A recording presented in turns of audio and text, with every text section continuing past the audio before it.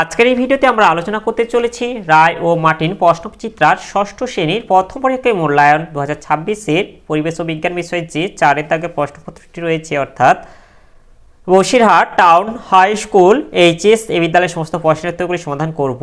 প্রশ্নপত্র সমাধান করার আগে বলে দেই, তোমরা যারা আমাদের চ্যানেলে নতুন অবশ্যই চ্যানেলটি সাবস্ক্রাইব করে পাশে থাকা বেল আইকনটি অল করে দেবে। প্রথমে একেইটা আছে, সঠিক উত্তরটি নির্বাচন করো।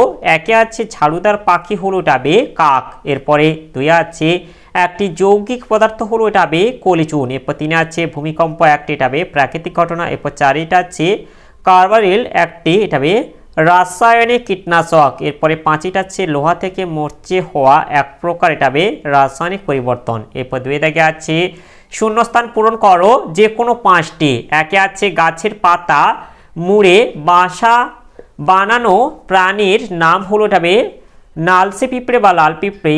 এরপরে 2টা আছে হাইড্রোজেন সালফাইডের সংকেত, এটা হবে H2S। এরপরে 3 যেটা আছে পানীয় জল জীবাণুমুক্ত করতে এটা হবে ক্লোরিন ট্যাবলেট ব্যবহার করা হয়। এরপরে 4টা আছে ম্যালেরিয়ার ওষুধ তৈরি হয়, এটা হবে সিনকোনা গাছের ছাল থেকে। এরপরে 5 ভিটামিন এ হবে আমাদের চোখ ভালো রাখে। এরপরে 6টা আছে হাড়ের ঘনত্ব কমতে শুরু করলে যে রোগ হয় তা হলো এটা হবে অস্টিওপোরোসিস, এটা তোমরা লিখে নেবে।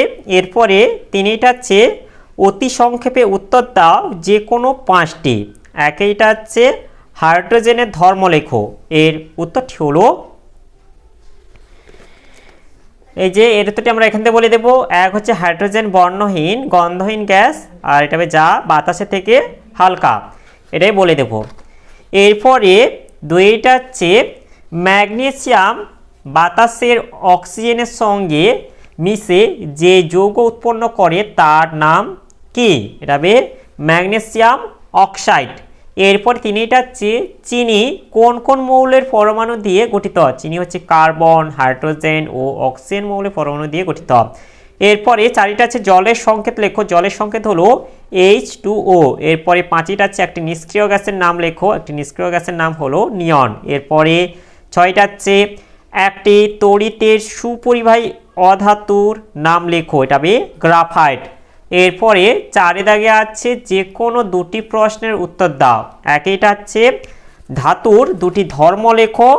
আর পরে যেটা আছে একটি মোমবাতি জ্বালিয়ে তার উপর গ্লাস দিয়ে ঢেকে দিলে কি ঘটবে এবং কেন। এই 2টি প্রশ্নের উত্তর হলো,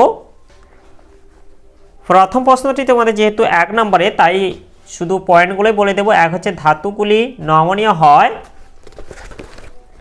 আর 2 হচ্ছে ধাতুগুলি প্রসারণশীলতা হয়, আর 3 হচ্ছে ধাতুগুলি তাপ ও তড়িতের সুপরিবাহী, 4 হচ্ছে ধাতুগুলি ঔজ্জ্বল্য আছে, 5 হচ্ছে ধাতুগুলি সাধারণত শক্ত হয়, 6 ধাতুগুলি সাধারণ উষ্ণতায় কঠিন হয়, আর 7 হচ্ছে ধাতুগুলি গলনাঙ্ক স্ফুটনাঙ্ক সাধারণত উচ্চমানের হয়। এগুলি থেকে তোমরা যে কোনো 2টি ধর্ম বলে দেবে।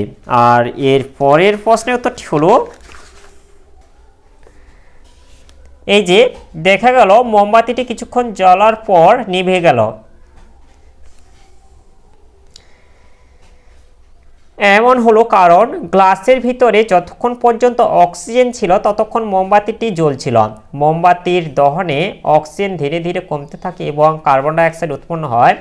এই কার্বন ডাইঅক্সাইড গ্যাস নিজে জ্বলে না ও অন্যকে জ্বলতেও সাহায্য করে না, তাই অক্সিজেন গ্যাস নিঃশেষিত হয়ে গেলে মোমবাতিটি নিভে যায়। গ্লাসের ফাঁকা অংশে অক্সিজেনপূর্ণ বায়ু ছিল। এর থেকে প্রমাণিত হয় যে অক্সিজেন কোনো জিনিসকে জ্বলতে সাহায্য করে, অর্থাৎ অক্সিজেন দহনে সাহায্য করে। 2 বাতাসের মধ্যে অন্যান্য গ্যাসের সঙ্গে মিশে থাকা সত্ত্বেও অক্সিজেনের ধর্ম বজায় থাকে, অর্থাৎ বায়ু একটি মিশ্র পদার্থ। তোমরা এতটা বলবে না, এই যে নিভে যায় পর্যন্ত এতটাই বলবে। এরপরে 2 যেটা আছে মিথেন ও অ্যামোনিয়ার সংকেত লেখো। মিথেনের সংকেত হচ্ছে CH4 আর অ্যামোনিয়া হচ্ছে NH3। এরপরে যেটা আছে হাইড্রোজেন ক্লোরাইডের সংকেত HCl হলে ক্লোরিনের যোজ্যতা কত, এটা হবে 1 হবে। এরপরে 3টা আছে চিনির জলের দ্রবণে দ্রাব্য ও দ্রাবক কী কী। এটা হবে দ্রাব্য হচ্ছে চিনি আর দ্রাবক হচ্ছে জল। এরপরে যেটা আছে ফসফরাস পেন্টাক্লোরাইডের সংকেত কি, এটা হবে PCl5। এরপরে 5 দাগে যেটা আছে বাম স্তম্ভের সঙ্গে ডান স্তম্ভ মেলাও।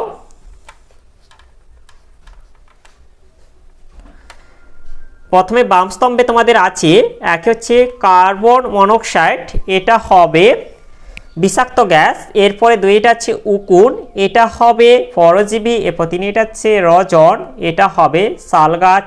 এরপরে 4টা আছে ক্রিস্টাল, এটা হবে জমে যাওয়া চকচকে নুন। এরপরে 5টা আছে ভৌত পরিবর্তন, এটা হবে মোম গলে যাওয়া।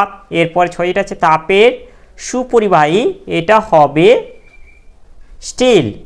এরপরে 6 দাগে যেটা আছে যে কোনো একটি প্রশ্নের উত্তর দাও। প্রথমে একইটা আছে কোন অণুজীব দুধকে দইতে পরিণত করে, এটা হবে ল্যাক্টোব্যাসিলাস। এরপর এটা আছে পাউরুটির গায়ে গা ফুটো ফুটো হয় কেন, এর উত্তরটি হলো পাউরুটির তৈরির জন্যে ব্যবহৃত ময়দা বা আটায় থাকা শর্করাকে ইস্ট ভেঙে দেয় এবং তৈরি হয় CO2 ও অ্যালকোহল।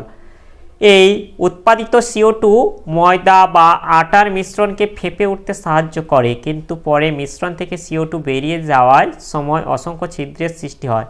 এই কারণে পাউরুটির গায়ে ফুটো থাকে।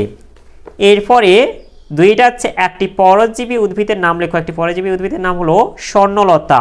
এরপর এটা হচ্ছে সাগর কুসুম ও ক্লাউন মাছ কিভাবে মিথজীবিতা সম্পন্ন করে, এর উত্তরটি হলো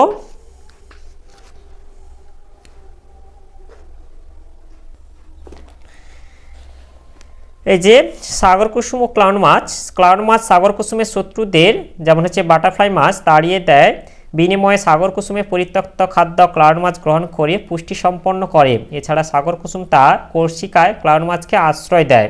উত্তরটা তোমরা বলে দেবে। তাহলে আজকের ভিডিওতে আমরা ষষ্ঠ শ্রেণী পরিবেশ বিজ্ঞান বিষয়ে যে 4 থেকে প্রশ্নপত্র ছিল তা সমাধান করলাম। আর ভিডিওটি শেষ করার আগে বলে দিই, তোমরা যারা এখনও পর্যন্ত আমার চ্যানেলটিকে সাবস্ক্রাইব করোনি অবশ্যই চ্যানেলটি সাবস্ক্রাইব করে নেবে এবং এই ভিডিওটিকে বেশি বেশি করে লাইক, কমেন্ট ও শেয়ার করে দেবে।